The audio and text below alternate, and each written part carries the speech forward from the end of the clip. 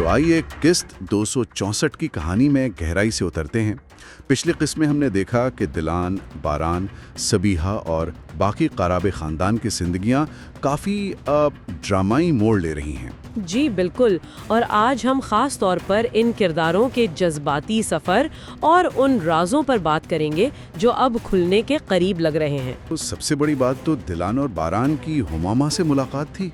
मतलब ये तो कंफर्म हो गया कि दिलान जिंदा है। वो लम्हा तो बहुत जज्बाती था। हाँ, बहुत ज़्यादा। लेकिन अब सवाल ये है कि हुमा अम्मा हैं कहाँ?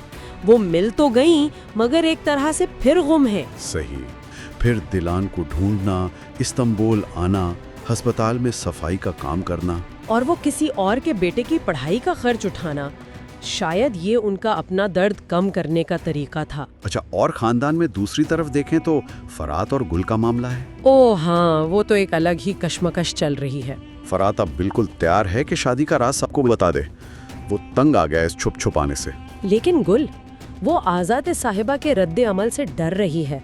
खास तौर पर उनके हार्ट अटैक के बाद वो कोई रिस्क नहीं लेना चाहती। बारान का किरदार बहुत अहम है। वो जैसे सब कुछ संभाले हुए हैं। बिल्कुल। वो ना सिर्फ दिलान की पूरी हिमायत कर रहा है, बल्कि अब तो अमली तौर पर हुमामा को ढूंढने में भी लग गया है। और दिलान ने भी जैसे इन उम्मीदों की तस्दीक की, तो ये एक नई उम्मीद हो सकती है। बिल्कुल।